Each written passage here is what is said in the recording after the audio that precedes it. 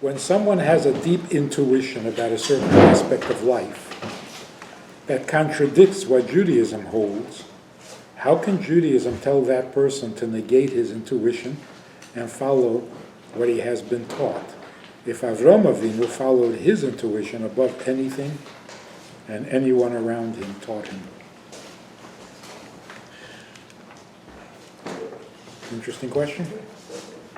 Good question.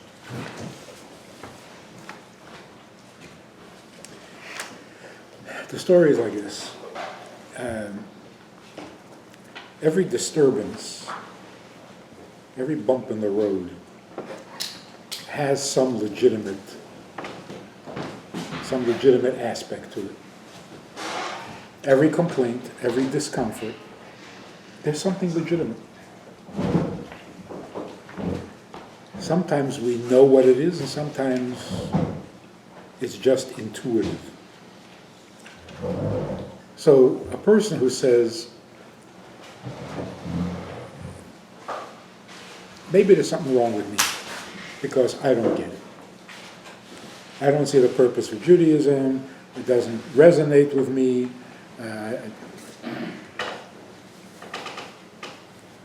Something's wrong with me.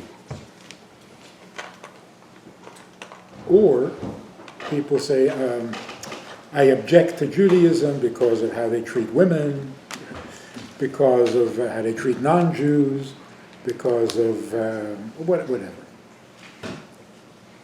Behind every one of those discomforts, there is some truth. So, for example, if you were to ask, what percentage of Bachrim, let's just talk about guys, what percentage of Bachrim are disaffected from Yiddishkeit?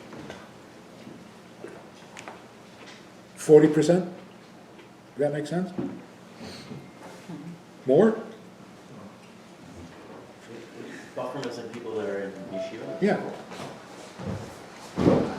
Whatever, okay, let's say 40%.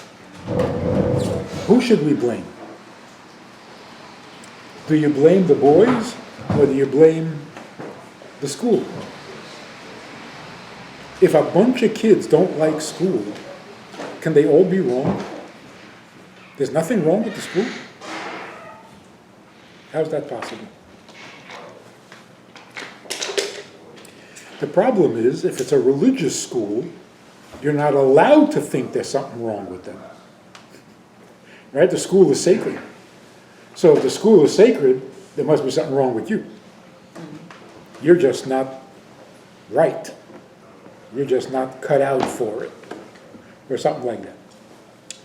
It doesn't make sense. A school is an education.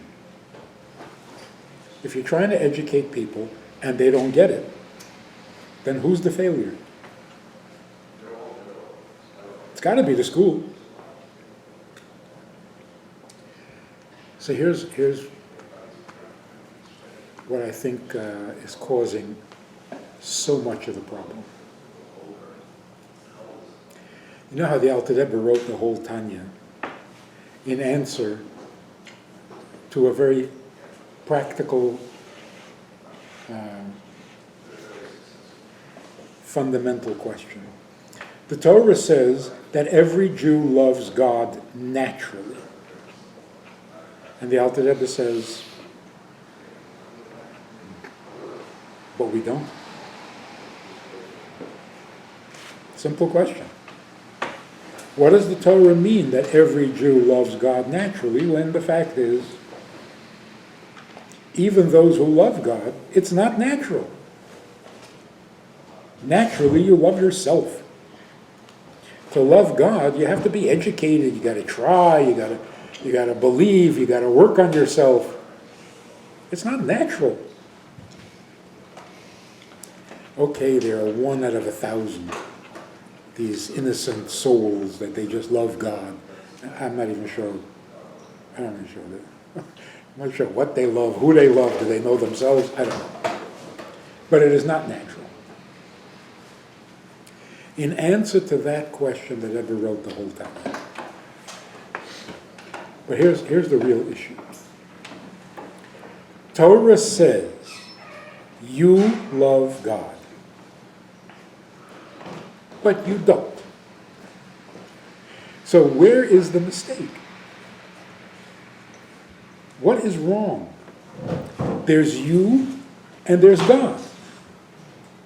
You are supposed to love God naturally, but you don't. So is the problem with you, or is the problem with God?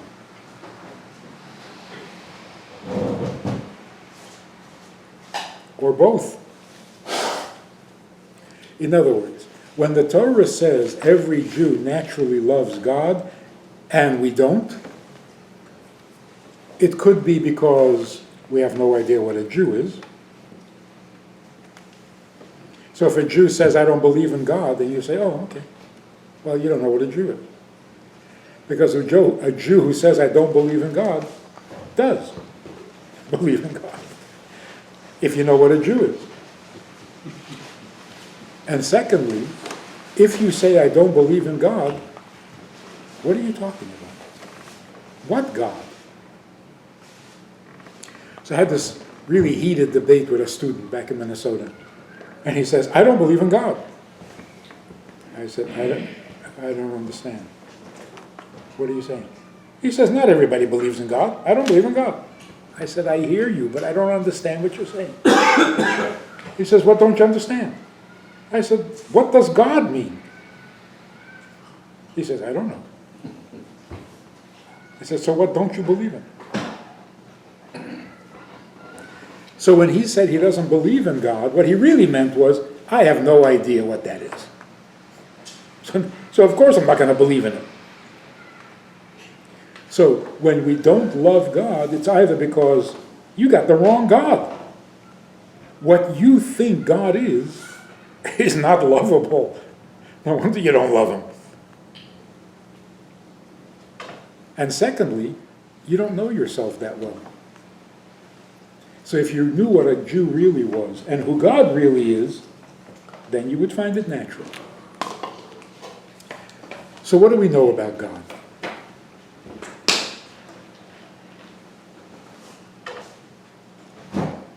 So I asked the average yeshiva boy, the best. I said, there's a mitzvah to know God. What do you know about God? You know what their answer is? He's unknowable. I said, wait. There's a mitzvah to know God, but he's unknowable?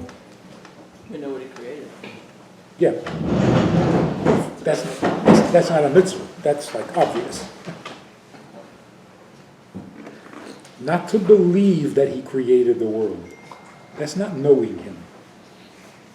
So I said, what do you know about God? He said, oh, you can't know God. Less machshavot v'isabed. Nobody knows God. So what do we do? What am I paying tuition for my kids in the yeshiva to come home and tell me that there's no way to know him? I'm paying $15,000 for that? Something's wrong. But you talk to the older Bachurim, and they'll say, what do we know about God? He's infinite, he's eternal, he's almighty, he's all-knowing, he's bligvul, he's ein sof. I said, okay, stop. The more you say, the less I love him. How do you love someone who's infinite? So, good for him. He's always been there. He is infinite. He's beyond. He's above. You want me to love that?